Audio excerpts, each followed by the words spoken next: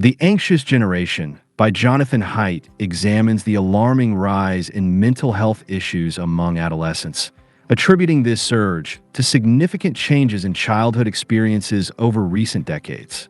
Haidt identifies two primary factors contributing to this crisis: the decline of play-based childhood and the rise of phone-based childhood. Introduction: A crisis unfolds. Jonathan Haidt's The Anxious Generation begins with a stark observation. Something went terribly wrong with the mental health of adolescents in the early 2010s. After years of relative stability or improvement, rates of anxiety, depression, self-harm, and suicide among young people in the United States and other developed nations surged dramatically. Haidt, a social psychologist and professor at New York University's Stern School of Business, frames this phenomenon as an epidemic, one that demands urgent attention. He argues that the primary culprit is what he calls the great rewiring of childhood, a shift driven by the widespread adoption of smartphones and social media, compounded by a decline in unstructured, play-based childhood experiences. The book's central thesis is twofold. Children are being overprotected in the physical world and underprotected in the digital one. This dual dynamic has disrupted the natural development of resilience, autonomy, and social skills, leaving a generation, particularly those born after 1995, often referred to as Gen Z, vulnerable to mental illness. Haidt sets out to document this crisis, explain its causes, and offer actionable solutions, drawing on a mix of psychological research, statistical data, and cultural analysis. Part 1: The Surge of Suffering. Haidt opens with a detailed examination of the mental health crisis. Around 2010 to 2015, a sharp uptick in psychological distress emerged among adolescents. In the U.S., emergency room visits for self-harm among teenage girls rose by 188% from 2010 to 2020, while suicide rates for girls aged 10 to 14 increased by 167%. Boys saw similar, though less pronounced, 48% for self-harm and 91% for suicide in the same age group. This trend wasn't confined to the US. Similar patterns appeared across the Anglosphere.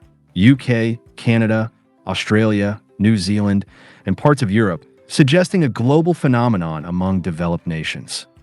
Haidt emphasizes that this surge isn't just a matter of increased reporting or awareness.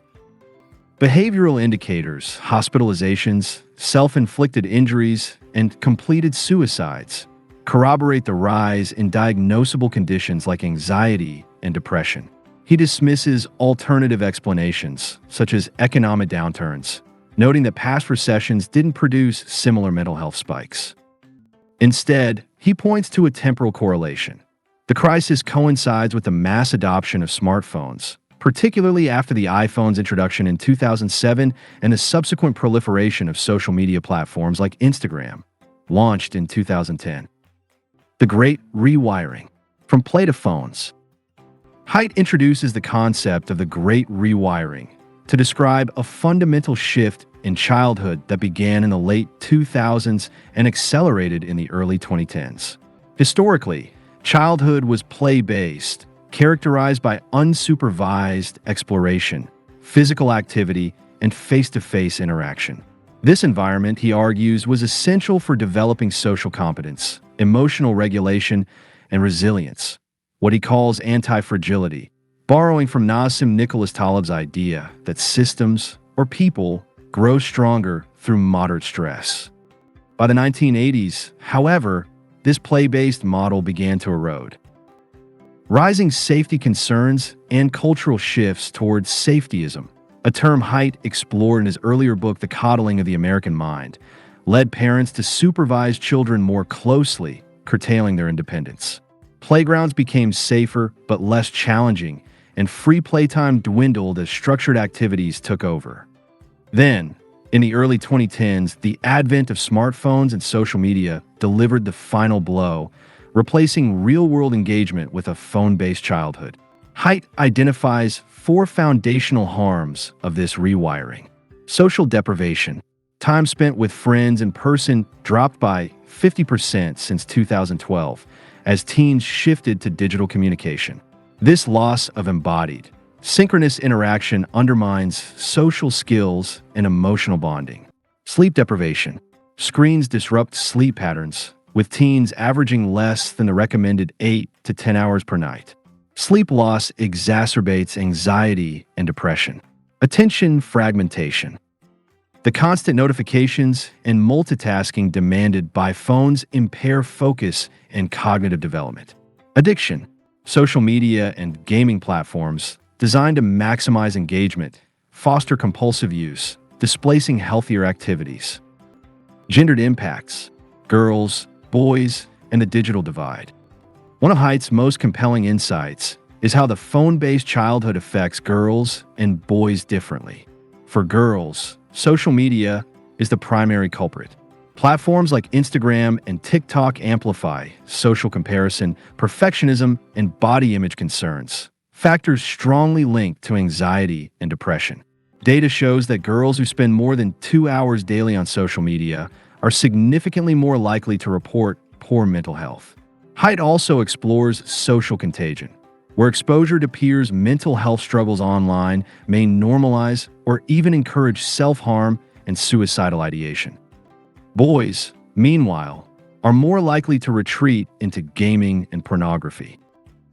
Excessive gaming, often 20-plus hours per week, displaces real-world pursuits like education, work, or relationships, leading to social withdrawal and a failure to launch into adulthood. Pornography, easily accessible via smartphones, distorts sexual expectations and further isolates boys from meaningful connections. While girls' mental health declines manifest in internalizing disorders, boys exhibit externalizing behaviors or disengagement, both of which Haidt ties to the virtual world's pull. The biological and psychological mechanisms. Haidt delves into the science behind these harms, explaining how a phone-based childhood interferes with neurodevelopment.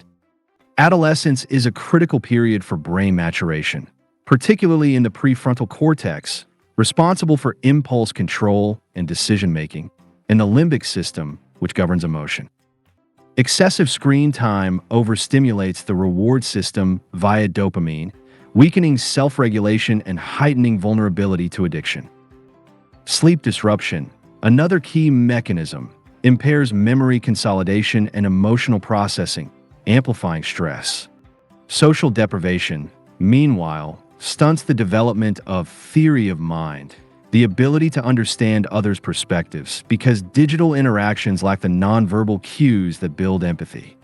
Haidt draws on evolutionary psychology to argue that humans are wired for real-world engagement, not the abstract, asynchronous connections of the digital realm.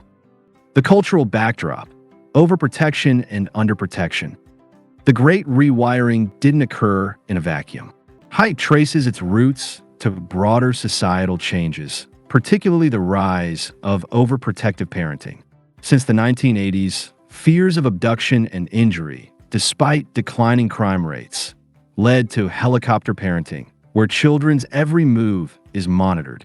This trend, combined with reduced opportunities for free play, left kids less equipped to handle risks or failure. Paradoxically, as parents tightened control in the physical world, they allowed unrestricted access to the digital one. Haidt likens this to sending kids to Mars without a spacesuit. The online environment, rife with predators, misinformation, and addictive content, is far more hazardous than the streets parents fear. This mismatch, he argues, is a collective failure of adults to adapt to a new reality. Part 2. Solutions and a call to action. The second half of The Anxious Generation shifts from diagnosis to prescription. Haidt acknowledges the complexity of reversing the rewiring, but insists it's possible through coordinated action. He proposes 4 foundational reforms to restore a healthier childhood. No smartphones before high school. Children should use basic dumb phones for calls and texts only until age 14.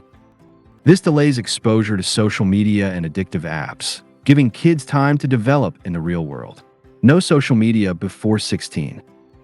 Teens need a few more years of psychological maturity before navigating the pressures of online platforms.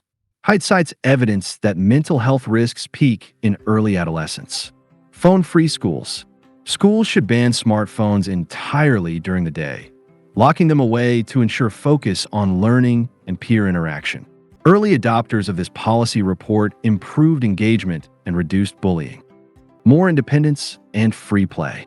Parents and communities must encourage unsupervised play and real-world responsibilities to build resilience and autonomy. These reforms address collective action problems, situations where individual efforts fail because everyone else is doing the opposite. For example, a lone parent banning smartphones risks isolating their child socially. Haidt urges parents to band together, citing initiatives like Wait Until 8th, where groups pledge to delay smartphone use until 8th grade. Beyond families, Haidt calls on schools to expand recess and redesign playgrounds for risk-taking, on tech companies to raise age limits and curb addictive features, and on governments to enforce regulations. He envisions a cultural shift where childhood is reclaimed from screens and returned to the physical world. Critiques and counterarguments. Haidt anticipates skepticism and engages with it directly. Critics, like psychologist Candace Odgers, argue that correlation doesn't equal causation, that smartphones might reflect, rather than cause, mental health struggles. Haidt counters with experimental studies showing that reducing screen time improves well-being, alongside the international scope of the crisis, which aligns with smartphone adoption timelines rather than local events. He also addresses the role of global stressors like climate change or political instability, conceding they may contribute, but arguing they don't explain the sudden, synchronized spike in distress. The pandemic, he notes, worsened trends, but didn't start them as mental health was already declining by 2019. Haidt's data-driven approach aims to silence doubts, though he acknowledges gaps in longitudinal research and calls for more study. Conclusion: a roadmap for recovery. The anxious generation ends on a hopeful yet urgent note. Haidt believes the epidemic can be reversed if society acts swiftly. He paints a vision of childhood restored to its natural state, full of play, independence, and human connection, while warning that inaction will deepen the crisis. The book's blend of rigorous analysis and practical advice has earned it praise as a must-read for parents, educators, and policymakers. Haidt's personal stakes shine through. As a father and scholar, he's driven by a mission to protect Gen Z and future generations. His final plea is for collective responsibility, parents linking up, schools stepping up, and tech giants owning up. Only then, he argues, can we free the anxious generation from the grip of the Great Rewiring.